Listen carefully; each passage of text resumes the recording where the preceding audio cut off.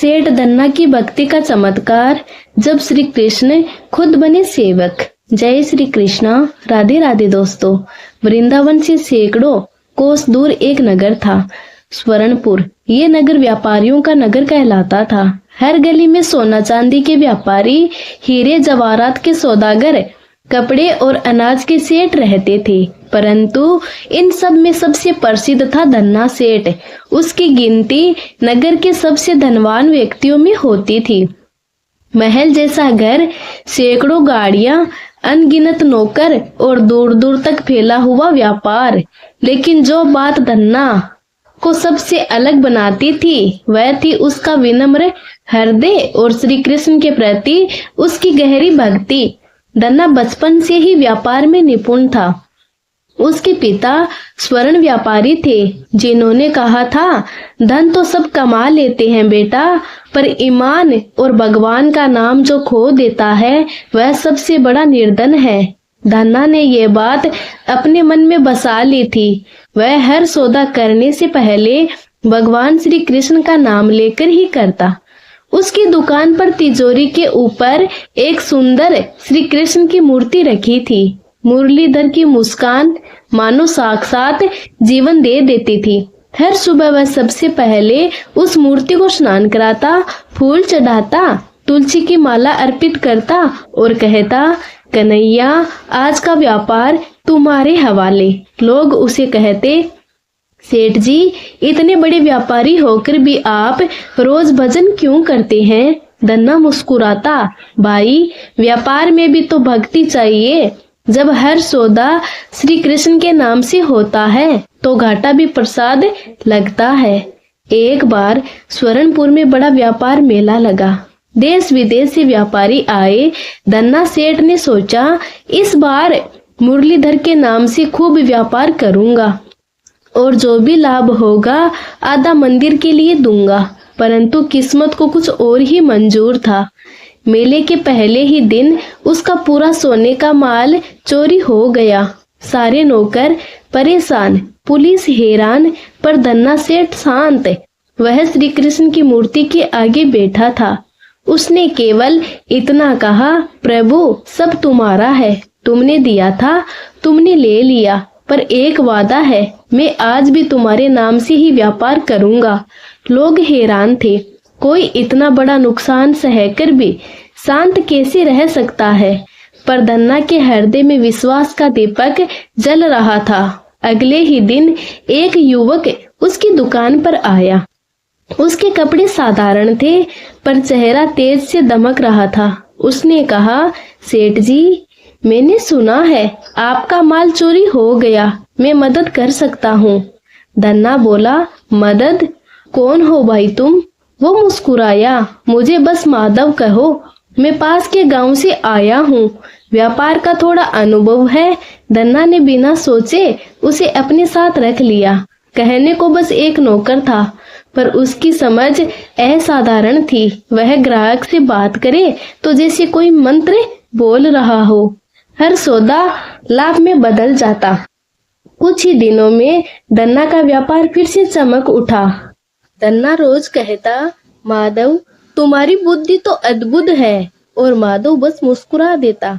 एक दिन रात में जब सब सो गए, धन्ना नींद से उठा और देखा माधव श्री कृष्ण की मूर्ति के सामने खड़ा है। उसके चारों ओर तेज फैल रहा था।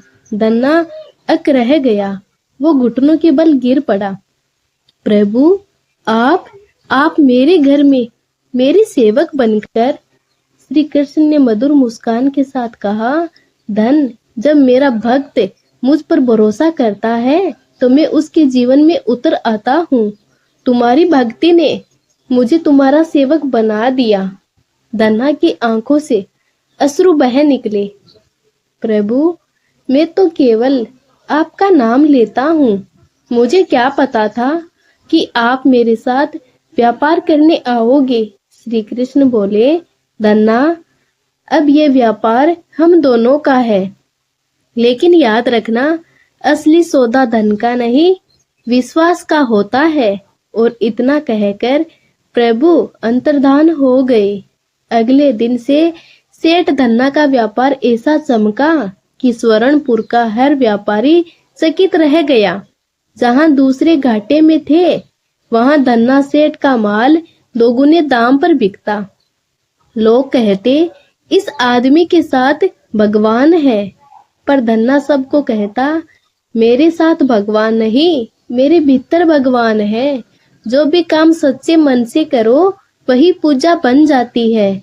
उसने गरीबों के लिए भोजनालय खोला, मंदिर बनवाया और हर शुक्रवार को व्यापार का लाभ गरीबों में बांट देता।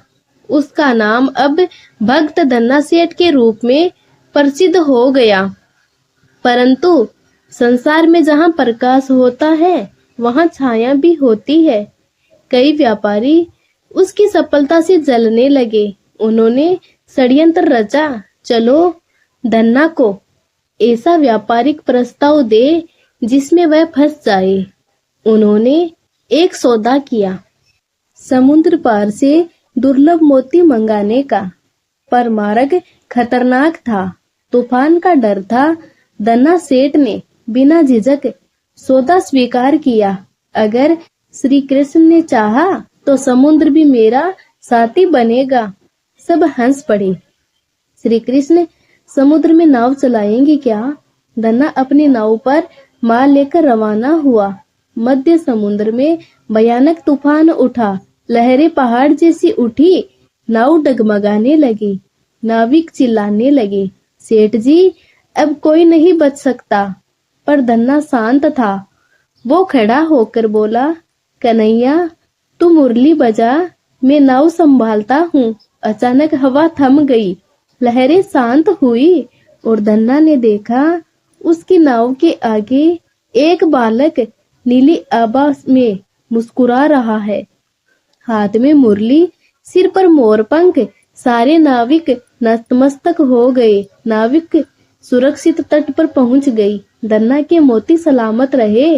वापस लौटने पर सारे व्यापारी उसके चरणों में गिर पड़े। सेठ जी, आपके पास कौन सा जादू है? धन्ना मुस्कुराया, मेरा जादू नहीं, मेरा भरोसा है।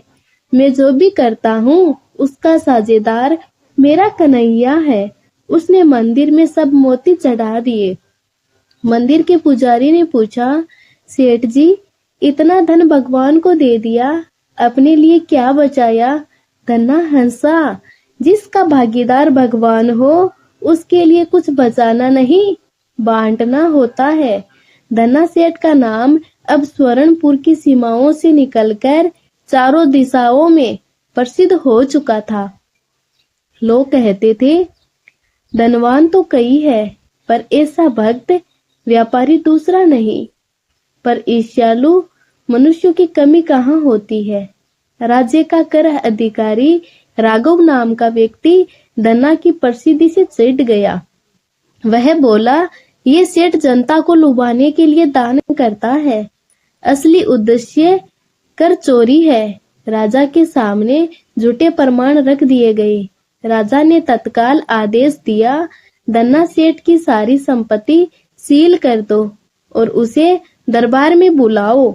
धन्ना जब दरबार पहुंचा तो सबकी निगाहें उसी पर थी। राजा ने कठोर स्वर में कहा, धन्ना, कहते हैं तुमने राजकोष का सोना छिपाया है, बताओ सत्य क्या है? धन्ना ने हाथ जोड़कर उत्तर दिया, महाराज, जो भी धन है वह श्री कृष्ण का है। मैं तो बस उसका नाम लेकर व्यापार करता हूँ। अगर मैं दोषी हूँ तो मेरी तिजोरी खोल लीजिए। राजा ने तिजोरी खुलवाई। सबको आश्चर्य हुआ। वह तिजोरी जो सोने हीरे से भरी रहती थी, अब उसमें केवल तुलसी की मालाएं और श्री कृष्ण के नाम लिखे पत्र थे। दरबार में सन्नाटा छा गया। राजा स्वयं कांप उठा।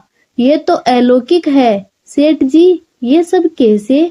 धन्ना मुस्कुराया, महाराज, जब भगवान का नाम व्यापार में हो तो धन खुद तुलसी बन जाता है।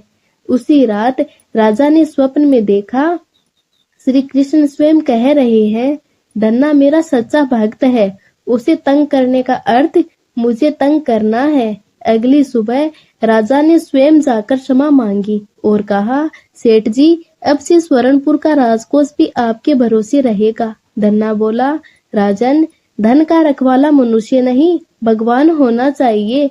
और उसने राजकोष के द्वार पर एक शिलालेख लगवाया, ईमान की रखवाली कृष्ण करेंगे। इस घटना के बाद उसकी भक्ति और भी प्रखर हो उठी। एक दिन श्री कृष्ण द्वारका में रुक्मणी जी से बोले, रुक्मणी, आज मेरा भक्त धन्ना मुझे याद कर रहा है। रुक्मणी मुस्कुराई, तो जाइए ना, उसकी पुकार सुनिए। श्री कृष्ण स्वर्ण पर पहुंचे। धन्ना मंदिर में भजन गा रहा था, श्री कृष्ण गोविंद हरे मुरारी। भगवान ने कहा, धन्ना, तेरी भक्ति से मैं ऋणी हूँ, बता तुझे क्या चाहिए।